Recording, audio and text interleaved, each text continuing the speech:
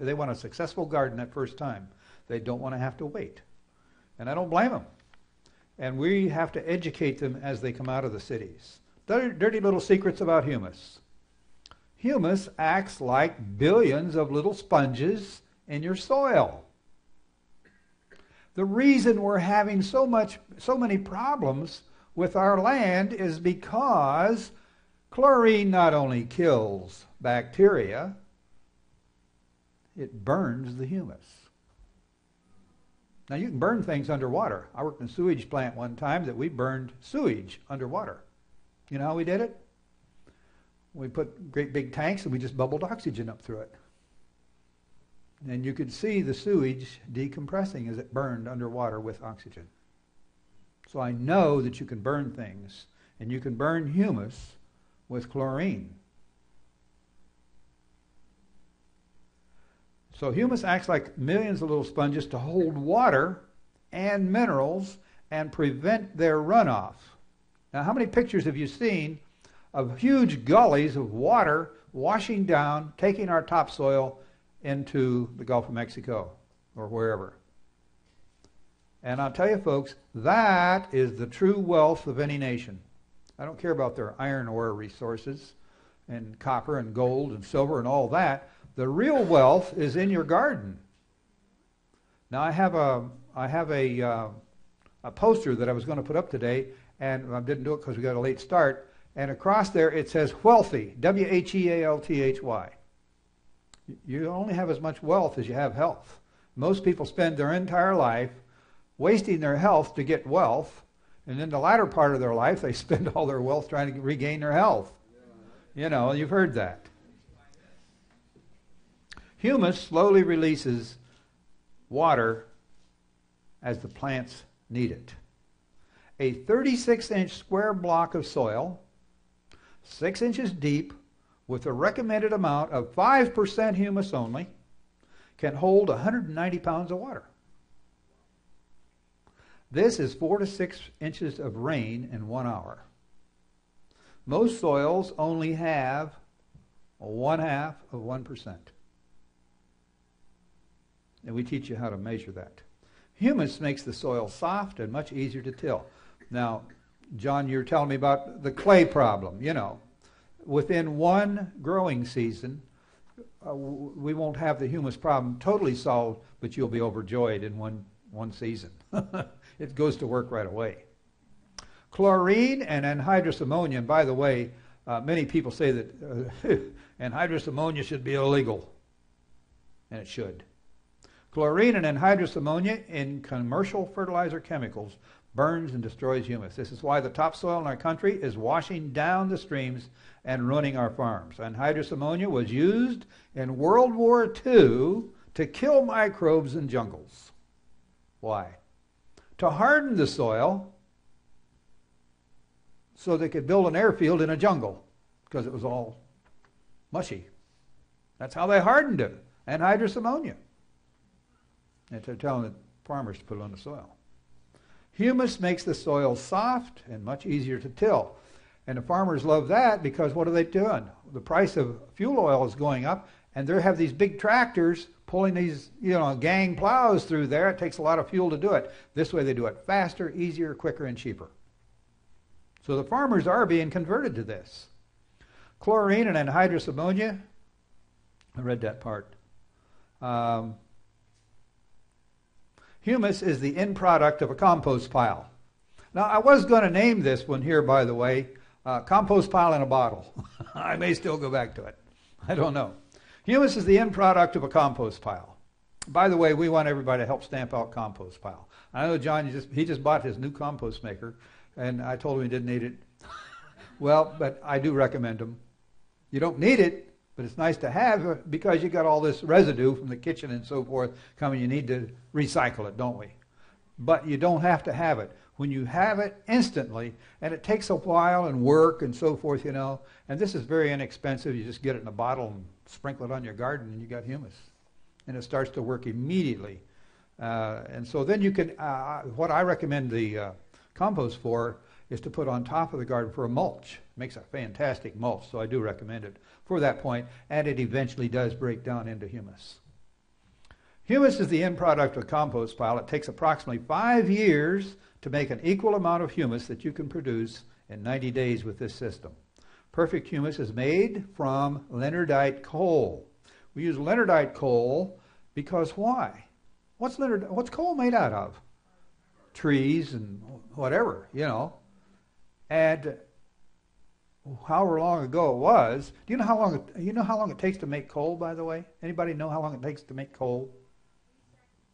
3 seconds. Smart lady. Barbara, you're not allowed to answer anymore. Oh, the scientists say it takes millions of years, don't they? It doesn't. They just take all this stuff and put it together and put the pressure on it, and they can create coal right now. It's just like, when you go into petrified forest, they say, oh, well, it took so long to make this petrified wood here. It took millions of years and all that. Well, then I went on over, and they told me that in Arizona. Then I went up into Wyoming to the Yellowstone, and I saw all these vapors coming out of the ground. You know, they're telling me now it's getting ready to blow up. They don't let the people walk through where I was walking at that time. But I saw trees where the steam had come up under the roots and the tree had fallen over, and it had gone down into those hot springs where the thing was bubbling up, and guess what? It was petrified. And the other end of it wasn't. It hadn't even rotted yet. So much for their millions of years. Science. True science. Perfect humus is made from Leonardite coal. Oh yes, the reason we use Leonardite coal is because of the acid content and so forth. Now what we do with that Leonardite coal, since it is an acid, we use that. By the way, we used to use battery acid. Yeah, we experimented with all kinds of high-powered acids and so forth to keep these. We used vinegar. We tried everything. We found out all we needed was Leonardite coal. We need the Leonardite coal for the humus anyway, and guess what? Leonardite coal is like 4 to 5 on the acid scale. So we mixed the spores in with that. And then we tried diluting it with water and letting it set for a month and so forth. That didn't work because we went back and they were all dead. So now we tell you, when you mix this stuff up, you better get to spraying within 24 hours at least. Sometimes you go 36 hours. That's why we use the Leonardite coal. It's a particular one. The Leonardite coal is made out of prehistoric compost. We liquefy it to produce humus without all the work involved with a compost pile. Why wait on a compost pile to make humus when you can easily get it right now with this soil conditioner? So that was our first bottle. Dirty little secrets about artificial fertilizer. We've already given you some of these. Modern fertilizers produce a shell of a plant that has arteries full of water without adequate minerals. They produce plants that are lacking in taste, sweetness, flavor, and shelf life. They produce what is commonly called foodless food with empty calories, which causes hidden hunger. You know, you eat and you eat and you eat, stomach is full, and you still have a craving for more food. People that are overweight, I said, oh, that eats too much, he's a glutton. He's probably starving to death. His body craves these minerals. But what he feeds himself are empty calories, foodless food. And he's still craving food that he isn't getting. All you have to do to break that vicious cycle, normally, 90% of the time I have found, is to take the minerals and give it to the person. Now, if you don't have it in the food, you don't have your garden and so forth, we have the minerals encapsulated. These same minerals that we put in raised bed gardening, we use there. We have a whole other program for raised bed gardening. This one here is for in the dirt, okay? Because that's where most people like to do it. But we have raised bed gardening, and we have different minerals and so forth that we put in there. We mine those out of the soil also. And we get them out of huge quarries that that they get the minerals out of. And so anybody here deal with data manufacturing? Yes, they use these minerals. And so does Charlie Wilson. Anybody order from Charlie Wilson? He uses these minerals, and so do we, because they're the best ones they are. They're absolutely perfectly balanced, and the reason they're perfectly balanced is they have gone through the life cycle. And the most important mineral is which one?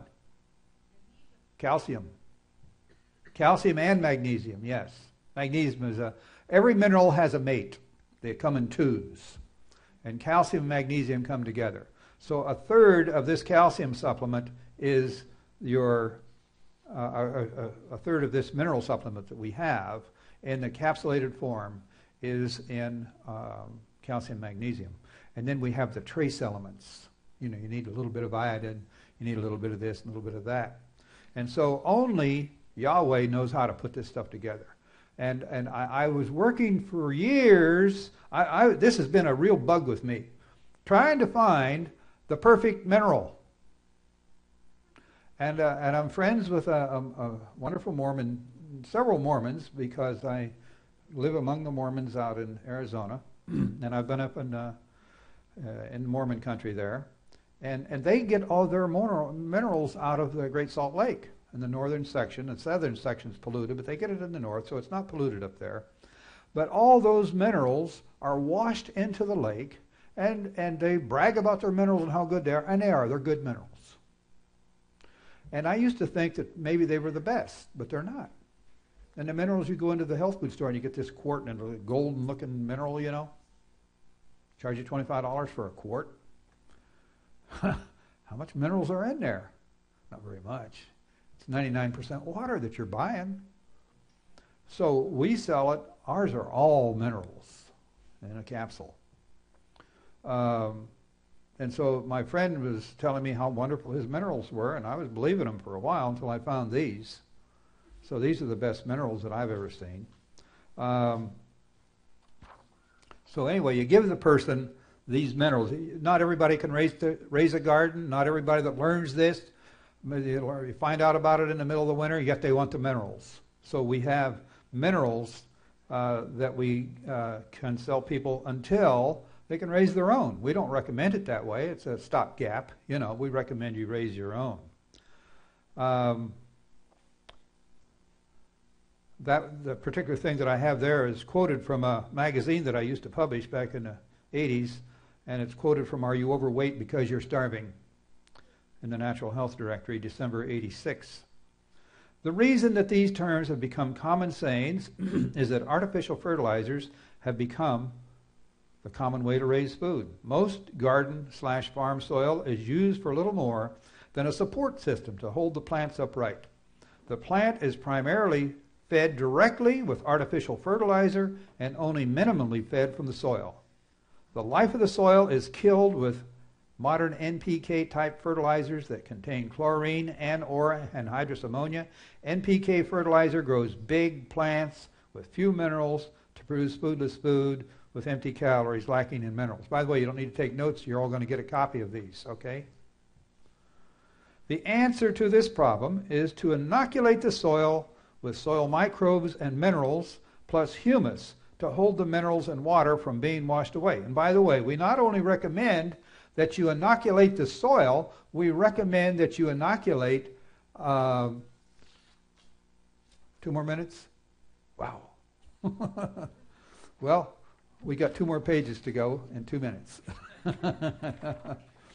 We not only recommend that you inoculate the soil, but we recommend that you inoculate you with microbes, but not these microbes. These are soil microbes. We recommend that you inoculate yourself with